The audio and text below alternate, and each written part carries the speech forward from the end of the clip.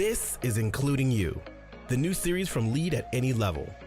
Including You features stories from chief diversity officers and other executives who are creating inclusive cultures in their organizations. Our goal is to show what's working in companies just like yours, to give you the tools you need to keep pushing for progress in your own workplace. We want to create belonging and opportunity for everyone, including you. And now here's your host, Amy C. Waninger.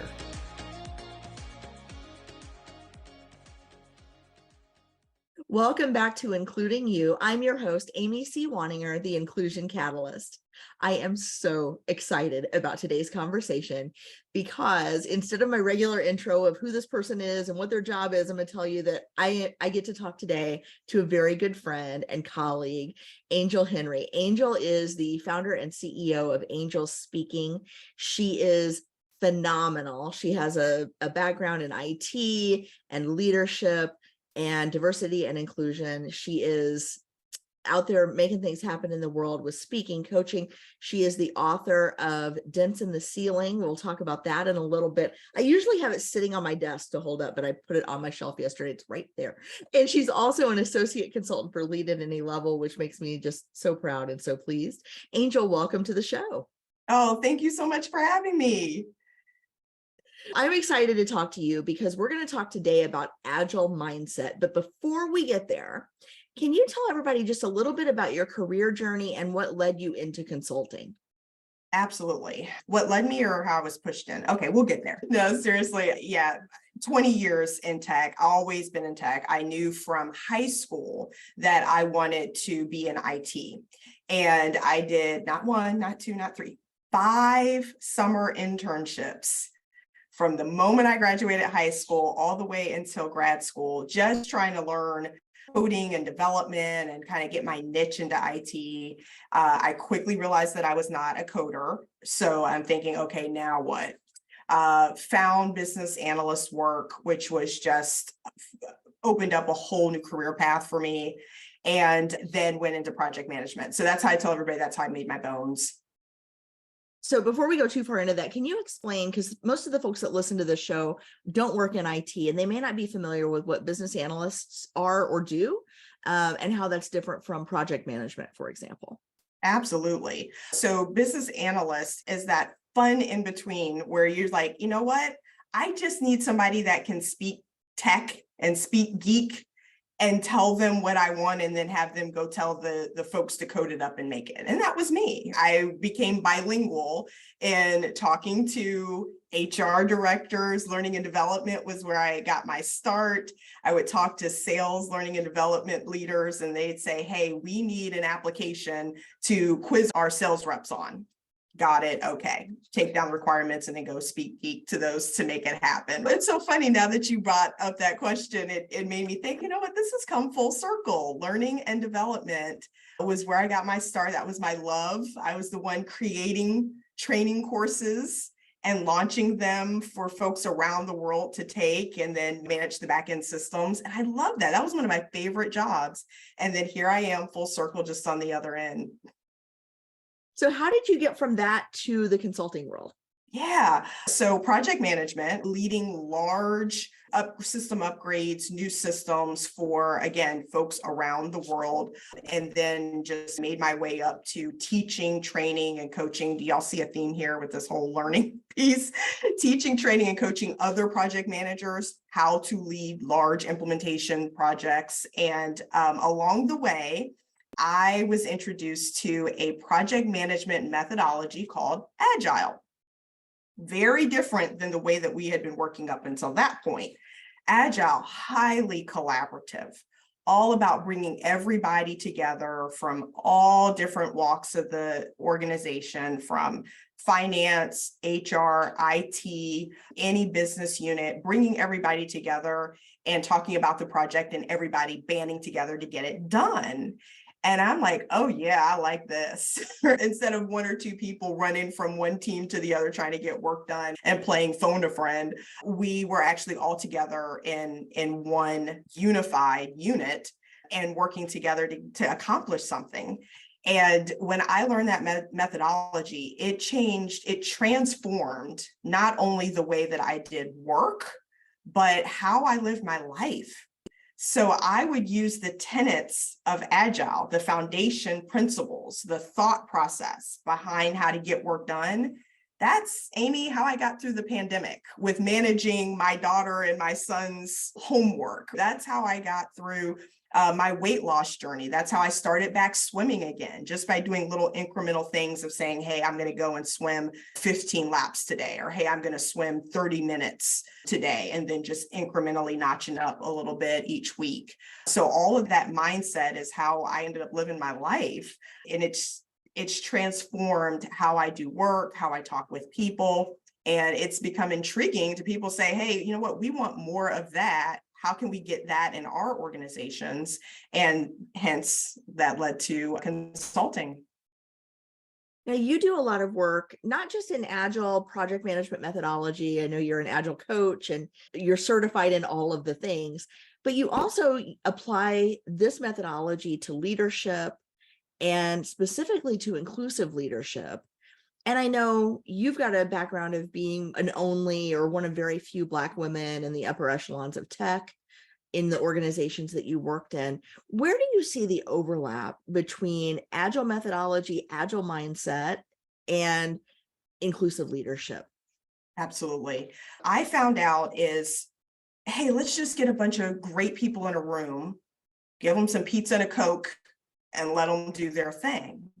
But what I quickly realized is that, oh, wait a second, that medical analyst doesn't talk the same language as the IT person, and the HR person is worried about something completely different than the rest of the group. And oh, we're having communication issues, we're having collaboration issues. Okay, let's really dive deep and find out how we can bring folks together.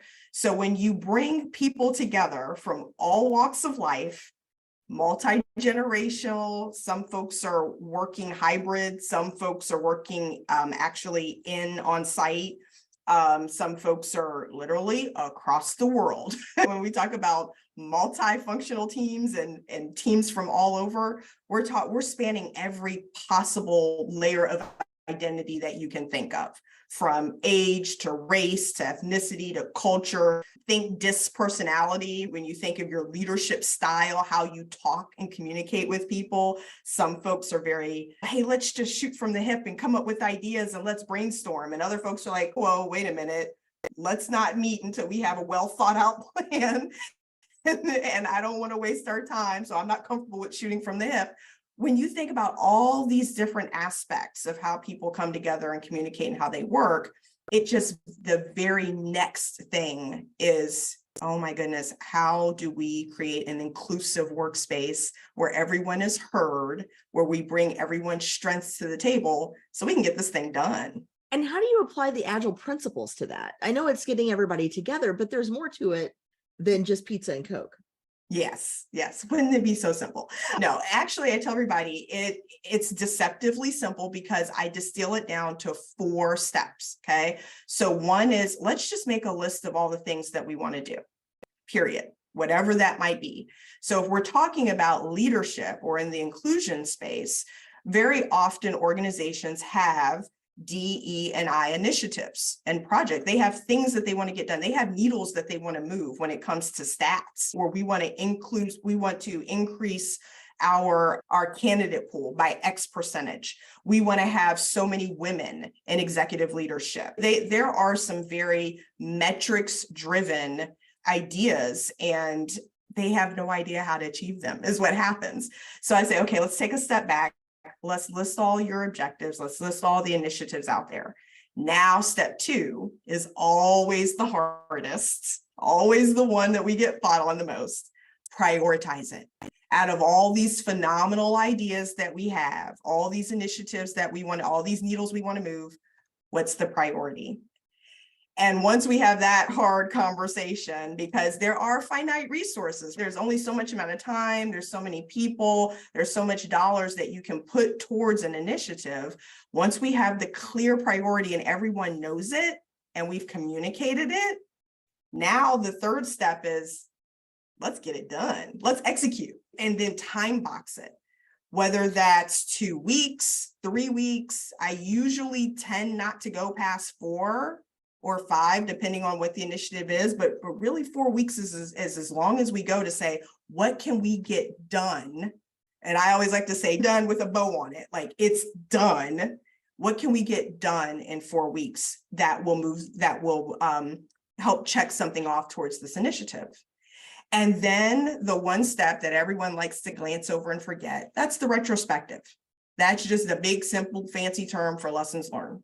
Let's go back and look at what we did over the last 4 weeks, what worked well, what didn't, what do we need to change? And then you do it again for another 3 or 4 weeks. And so I'm seeing how this plays out, even if your job is simply managing people, because we can think about how do we want to develop people? What are the priorities? What are we going to do to make that happen? What did we learn about the effort? And what are we going to do next time? And so it's really just this iterative approach, just a little bit better each time around. And I would imagine that this approach gets underneath or around the perfectionism that a lot of managers have for themselves, but also that they project onto their team members. Is that true? Oh, 1,000%. One of the main tenets, this is all mindset training. And one of the main tenets is let's prioritize progress over perfection. Easy said, it's all cute with all its alliteration, but when it comes down to the heart of it and actually doing that, oh, you best better believe folks get butterflies in their stomach when they're thinking we're going to release something that is not completely baked. We're going to release something that's a pilot. Yes, you are. You're going to try out your idea on actual humans and see if it works. And if it doesn't, we're going to course correct. Because the last thing that we want to do is go all the way down the line and train all of our supervisors on a particular, let's say it's unconscious bias, or let's say it's gender stereotypes, when that wasn't even really the issue, where we've missed the mark. You and I both know how many times have we gone into organizations where we're cleaning up because they have decided for their people what they think needs to be done, what they think the issue is, the problem is, and therefore we've got the solution. We're going to train everybody on unconscious bias. We're going to get rid of bias for all of our supervisors. And then they come knock on our door and say, yeah, that year-long training that we didn't quite work. We're still having the same issue. Yeah. Or worse, that lunch and learn that we didn't change our culture. What happened? Yeah, not gonna probably move the needle on bias in 90 minutes. Probably not. So, Angel, I'm fascinated with this, but I want to switch gears just a little bit because I did take just a moment to grab your book and I want to talk about this book, Dents in the Ceiling, because I don't think I've promoted it on this show yet, but I want to give you a chance to talk about what the book is and who it's for, and then we'll talk a little bit about what's in it. Okay. The book, Dents in the Ceiling, Tools Women and Allies Need to Break Through, is essentially my story, my journey in corporate America, along with 30 other African-American women from coast to coast across multi-generations. I tell everybody one of the coolest ladies that I got to interview was a woman who was, I think, just shy, maybe 1 or 2 years away from retiring from NASA. And this was right after the movie Hidden Figures had hit the movie theaters. And so I thought, along with everybody else, that, well, NASA has come so far and they're so much more progressive now. And she's, honey, I'm still here. And let me tell you, we still got issues. So it helps to validate women's experiences, but it's really also for allies too. Those that are of the majority seat, whether that's around your age, your ethnicity, your gender, and you're sitting in a place where you have some authority and accountability to make change and to help others. And it helps to bring awareness and awakening that, oh, wait, not everything in this organization is based off of meritocracy, which means not everything is equal for everyone. We do have some inequities in how we hire, how we promote, who we sponsor, who gets a part of the network, the special networking program that we have, who's invited to the special behind the scenes networking that happens at the Christmas party. All of that kind of those unwritten rules who really is benefiting from those. And the book seeks to help bring some awareness and some awakening to those that otherwise honestly would not know. Yeah, it does two things really well. One is it's the storytelling that creates empathy and awareness, but it's also got a lot of really practical steps that allies and aspiring allies can take. So they're not left wondering, what do I do with these feelings I'm having all of a sudden? You actually say, okay, now take these feelings and go do things with that. Yeah, I want to shift folks from being allies to active allies. Nothing's going to change unless we put some action behind it. And the best example, actually, Amy, just happened literally about 2 weeks ago, where I was talking to another learning and development organization right here in the Indianapolis area. The lady, she happened to be a Caucasian female. She heard that I was putting together a mastermind particularly for women and women of color, because as our friend Julie Gratz would say, a lot of women are being pushed off that glass ceiling these days with being affected by reallocations, realignments, layoffs, etc. A lot of women at these higher level positions are being squeezed out. And so having that sponsorship and having that group, that support, real support is needed. And when she heard that was the case, she's, okay, how do I help? And actually wrote the check to support women in registering for the mastermind. That's active allyship. Like, I hear an inequity, I hear something is disproportionately affecting one group of people. Okay, I'm going to do something about it. That's phenomenal. And so sponsoring other women into your program to help them get the support that they need to cope with the changes that are disproportionately negatively impacting them. Exactly. That is incredible. And I hope more step up, because it is so important. So I'm really glad to hear that story. And I'm really glad to have had you on the show today, Angel. Thank you so much for sharing your insights on Agile Mindset and just the wealth and breadth of your work and your expertise with our audience. I really appreciate you. Oh, thank you. I'm just out here trying to create more agile mindset folks. So those that are in their organizations and they're looking at their middle management and they're thinking, you know what, we probably need to do something different in terms of our training and development. Let's shake it up. Let's be innovative. That's where we come in. That's where Agile Mindset comes in. And I forgot to ask, where can folks find you other than in the show notes, which I will send them all the links in the show notes. Okay. Where can people find you if they're listening right now? I literally, unfortunately, it's embarrassing, Amy, but I live, eat, sleep, LinkedIn. I wake up and I turn over and it's right there. It's on my phone and I press the app and I'm off into the races. So if you're looking for me, I am absolutely on LinkedIn at The Agile Enthusiast. Excellent. We'll make sure to include that in our show notes as well. Angel Henry, thank you so much for joining us today. Thank you. If you've enjoyed this episode, follow Lead at Any Level on LinkedIn and YouTube. Then join us for Including You video simulcast every Thursday at noon Eastern. Including You can also be enjoyed each week as part of the Living Corporate audio podcast series, available on all major podcast platforms. Learn more at living-corporate.com. Including You is brought to you in part by Lead at Any Level, a boutique training and consulting firm improving employee engagement and retention for companies that promote from within. Lead at Any Level. Leaders can be anywhere and should be everywhere. Learn more at leadatanylevel.com. Lead at Any Level and its logo are registered trademarks of Lead at Any Level LLC. The views and opinions of guests on our show do not necessarily reflect the positions of Lead at Any Level, Living Corporate, or the sponsors of Including You. That's it for this week's edition of Including You. If you enjoyed this episode, be sure to like and subscribe wherever you get your podcasts. Don't forget to review us or leave a comment so others can find us as well. Be sure to join me next week when my guest will be Sarah Morgan from Health New England.